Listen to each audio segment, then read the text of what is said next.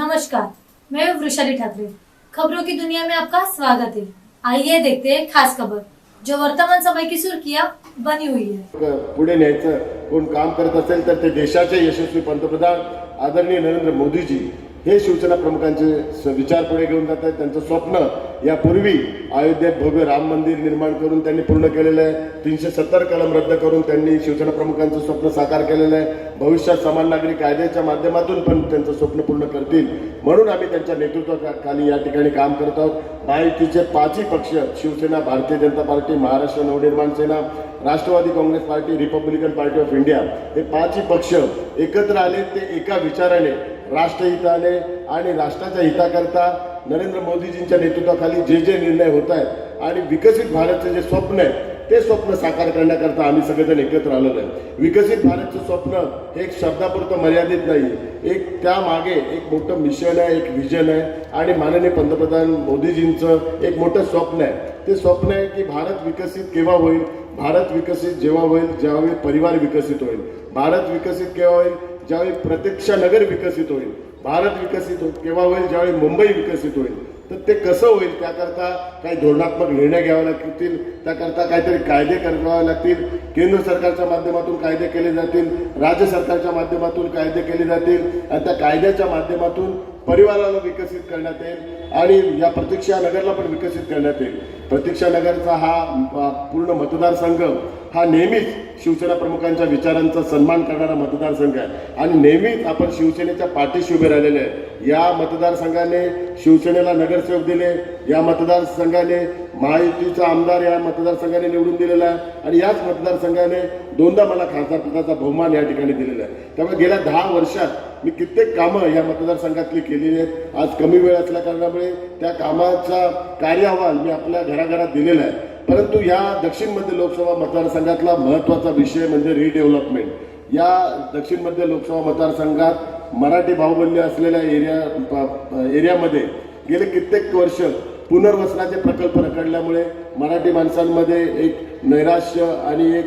त्यांच्यामध्ये एक चिंता व्यक्त होत होती। त्याकरता वेळोवेळी केंद्र सरकार असेल, राज्य सरकारची पाठपुरावा करून हे पुनर्वसनाचे प्रकल्प मार्गी लावण्याच्या दृष्टिकोनातून मी नेहमीच प्रयत्न केला आणि त्याच्यात यशही प्राप्त झालं। त्याची उदाहरणं म्हणजे बीडीडी चाळ रिडेव्हलपमेंट।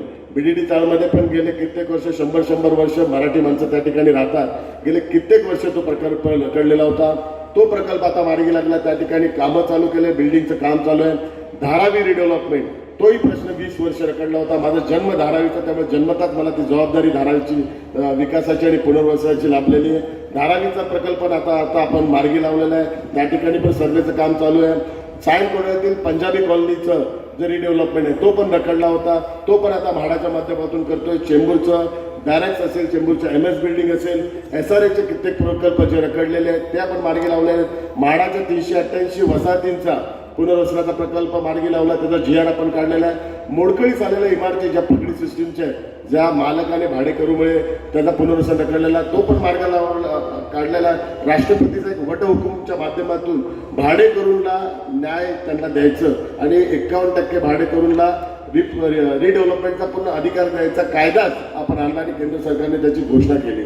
आता झाला प्रतीक्षा नगरमधला महत्त्वाचा विषय म्हणजे DPच्या बाबतीत आणि जे 180 स्क्वेअर फीटची जे आपले घर आहे आणि 225 स्क्वेअर फीटची जी घर आहे, साधारण 180 वाले 1 ते 67 बिल्डिंग आहेत आणि 225 स्क्वेअर फीटच्या 20 इमारती आहेत। आपल्या सर्वांना माहिती आहे की गेल्या 10 वर्षात मी विविध पार्लमेंट कमिटींना रिप्रेझेंट केलं। त्यातलं महत्त्वाची कमिटी होती urban development committee. Urban development कमिटीने एक कायद्या आणि लोकांच्या ज्या इमारती आहेत त्या संदर्भात नियम कायदे बनवले। त्यात महत्त्वाचा नियम हा एक बनवला, जसा राईट टू एज्युकेशनचा अधिकार आहे तसा राईट टू लिव्हिंग राहण्याचा अधिकार, तो राहण्याचा अधिकारचा एक कायदा केंद्र सरकारने माननीय पंतप्रधान मोदीजींच्या नेतृत्वाखाली केला। तो कायदा म्हणजे कमीत कमी 300 स्क्वेअर फीट हे प्रत्येकाला राहण्याचा अधिकार असावा, हा आता कायदाच झालेला आहे आणि तो कायदा आम्ही आता राज्य सरकारकडे पाठवलेला आहे। राज्य सरकारच्या हाऊसिंग कमिटी असेल, अर्बन डेव्हलपमेंट कमिटीची माननीय मुख्यमंत्र्यांच्या आदेशानुसार एक कमिटी बनवली आणि ती कमिटी नवीन रिडेव्हलपमेंटची पॉलिसी आणि प्रोजेक्ट हा आता लवकरात लवकर अनाऊन्स करणार आहेत। त्यामुळे 167 ज्या बिल्डिंग आहेत, 180 स्क्वेअर फीटच्या ज्या 225 स्क्वेअर फीटच्या 20 इमारती आहेत त्यांचा मिनिमम एरिया 300 असणार आणि मॅक्झिमम एरिया राज्य सरकारची जी कमिटी आहे ती आता घोषित करणार आहे. त्यामुळे कमीत कमी 300 स्क्वेअर फीटचं घर ते त्यांना मिळणार आहे. हे मी तुम्हाला ग्वाही देतो. राज्य सरकार लवकरच रिडेव्हलपमेंटची पॉलिसी डिक्लेअर करून प्रतीक्षा नगरमधल्या सगळ्या लोकांना न्याय देणार आहे. डीपी मधले जी घरं रेग्युलाइज करायची त्या संदर्भात पण विधानसभेत वारंवार प्रश्न उपस्थित झाला. विधानसभेची कमिटी फॉर्म झाली. विधानसभेच्या अध्यक्षांनी आदेश दिला की प्रत्येक जे डीपीची घरं आहेत ती रेग्युलाइज करायची. माननीय मुख्यमंत्र्यांनी पण आपल्याला शब्द दिलाय आणि येणाऱ्या 1-2 महिन्याच्या कालावधीत डीपी वाले पण घरं रेग्युलाइज करून, कारण काही ठिकाणी आपली मराठी माणसं आहेत त्यांच्या नावाने मालकी हक्काचा संदर्भातला निर्णय लवकरात लवकर घोषित होईल आणि जे रिडेव्हलपमेंट होईल ते रिडेव्हलपमेंट महाराष्ट्र शासनच करणार आहे, म्हाडाच्या माध्यमातून करणार आहे. कारण जसं BDD चालचा फॉर्म्युला आहे तसाच फॉर्म्युला या ठिकाणी आपण राबवणार आहे. इन्व्हेस्टमेंट करण्याकरता आता MMRD असेल, MIDC असेल, मुंबई महानगरपालिकेला पण आता इन्व्हेस्टमेंट करायचा आदेश आम्ही आता दिलेला आहे. मुंबई महानगरपालिका MMRD हे आता या ठिकाणी पैसे गुंतवणार. तुमची जी 300 स्क्वेअर फीट पेक्षा जास्त जी घरं आहेत, जे स्क्वेअर फीट आता नक्की होणार आहे, कमीत कमी जे 300 स्क्वेअर फीट आपण ती सर्व घरं टेंडर काढून LNTच्या माध्यमातून ती घरं पूर्ण करून नवीन घरं आता तुम्हाला देण्याचा योजना आम्ही लवकरात लवकर घोषित करतोय. त्यामुळे तुमच्या भविष्याच्या दृष्टिकोनातून एक चांगल्या स्क्वेअर फीटची आपल्याला घरं मिळेल. पंचशीलच्या बाबतीत पण कित्येक दिवस या ठिकाणी प्रश्न रखडला होता. पंचशीलच्या लोकांना एक त्यांच्या मनात एक भीती होती की या ठिकाणाहून त्यांना दुसऱ्या ठिकाणी पुनर्वसन केलं जाईल किंवा दुसऱ्या ठिकाणी शिफ्ट केलं जाईल. पण माननीय आमदार प्रसाद लाड साहेबांनी हा विषय पाठपुरावा करून मार्गी लावला. मी पण त्यांना संपूर्ण सहकार्य केलं.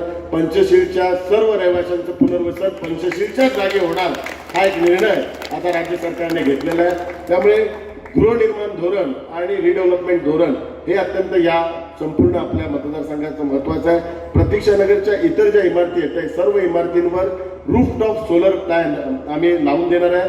फ्री ऑफ कॉस्टमध्ये केंद्र सरकारच्या योजनेच्या माध्यमातून त्या रूफटॉप सोलरमुळे सर्व वीज BST सोलरची वीज विकत घेईल आणि BSTच्या माध्यमातून जे तुम्हाला इलेक्ट्रिसिटीचं बिल येईल ते झिरो बिल करण्याचा योजना माननीय पंतप्रधानांनी जी घोषणा केली ती योजना संपूर्ण प्रतीक्षा नगरमध्ये आम्ही राबवणार आहे. जेणेकरून तुमचा मेंटेनन्सचा खर्च कमी होईल. जे 500 स्क्वेअर फीटची घरं आहेत त्यांना तर प्रॉपर्टी टॅक्स लागत नाहीये. पाण्याच्या बाबतीत पण एक आमचा विचार चालू आहे. भविष्यात झिरो मेंटेनन्स कसं होईल असा प्रतीक्षा नगर करता एक नवीन मॉडेल आपण लवकरात लवकर आणणार आहे. कारण आपल्याला माहिती आहे की धारावी पुनर्वसन प्रकल्पात जेवढी घरं आहेत त्यांना झिरो मेंटेनन्स घोषित केलेलं आहे. त्या ठिकाणी झिरो मेंटेनन्स कोणाला भरायला लागणार नाही. तर मी माननीय मुख्यमंत्री साहेबांना हीच विनंती केली, जर धारावीला एक न्याय देत असेल तर आपल्या जे मराठी माणसं ज्या आपल्या सगळ्या वसाहती आहेत म्हाडाच्या वसाहती त्याही ठिकाणी झिरो मेंटेनन्स असावं. तर माननीय मुख्यमंत्री साहेबांनी त्याही संदर्भात स्टडी करण्याचा आदेश दिलेला आहे. तर आपल्या सर्वांचं या सर्व योजना राबवण्याकरता आशीर्वाद सहकार्य असावं. कारण ही या निवडणुकीत माझ्या दृष्टिकोनातून एक विषय अत्यंत महत्त्वाचा व्यासपीठावर उपस्थित सर्व नेत्यांना, कारण करोनानंतर ही पहिलीच निवडणूक होते. 2.5 वर्ष लोक करोनाच्या काळात होते. करोनाच्या काळात कित्येक जणांचे आप्तसक्रिय, कोणाचे आई वडील, कोणाचा भाऊ याचं निधन झालं. कित्येक जणांची दुकानं गेली, घरं गेली, कोणाचा आर्थिक व्यवसाय गेला, काही जणांच्या नोकऱ्या गेल्या. हा विषय खूप अत्यंत गंभीर आणि महत्त्वाचा आहे. एक वेगळ्या मानस्थितीतून आपला मतदार बाहेर निघालेला आहे. दुर्दैवाने कोणी त्या मतदाराच्या त्या मनस्थितीबद्दल भाष्य करत नाही. एकमेकांवर आरोप, अर्वाच्य भाषा, घाणघाण आरोप हेच सगळं चाललंय. मूळ मुद्द्याकडे कोणीच लक्ष घालत नाही. उमेदवार म्हणून मी पहिल्या दिवसापासून मूळ मुद्द्याकडेच लक्ष केंद्रित केलं आहे आणि मूळ मुद्द्यावरच मी बोलत आहे.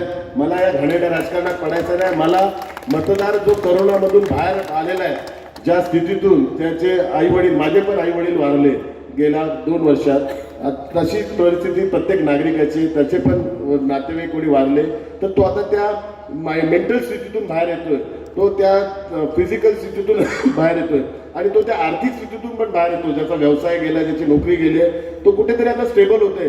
तर त्याला त्या आर्थिक स्थितीत आपली गरज आहे, त्याला त्या मेंटल स्थितीत आपली गरज आहे. त्याचा आता आई वडील, नातेवाईक नाही तर आपण त्याचे आई वडील, आपण त्याचे नातेवाईक. त्याला आर्थिक स्थिती नाही तर आपण त्याची आर्थिक स्थिती म्हणून आलं. मी उमेदवार म्हणून हेच तुम्हाला वचन देतोय. करोनातून तुम्ही ज्या स्थितीतून बाहेर आलेला आहे त्या स्थितीतून मी तुमच्या पाठीशी उभे राहील. रिडेव्हलपमेंट असेल, आर्थिक स्थिती असेल, मेंटल स्थिती असेल, यातून तुम्हाला मी बाहेर काढेल हा शब्द मी तुम्हाला देतो. आणि शिवसेना प्रमुखांचं स्वप्न साकार करण्याचा आशीर्वाद आपण मला द्यावं ही आपल्या सर्वांना विनंती करतो. मी नेहमी परमपूज्य डॉक्टर बाबासाहेब आंबेडकर, शिवसेना प्रमुख बाळासाहेब ठाकरे यांच्या विचारांचा आदर्श ठेवूनच काम केलेलं आहे. म्हणून या मतदारसंघात आपण माझ्या पाठीशी उभे राहिला, तसं भविष्याचं उभं राहा. धन्यवाद. जय हिंद, जय महाराष्ट्र. अभी तक की खबर के साथ लेते हैं विदा. हम फिर मिलेंगे नई खबरों के साथ. हमारे चैनल को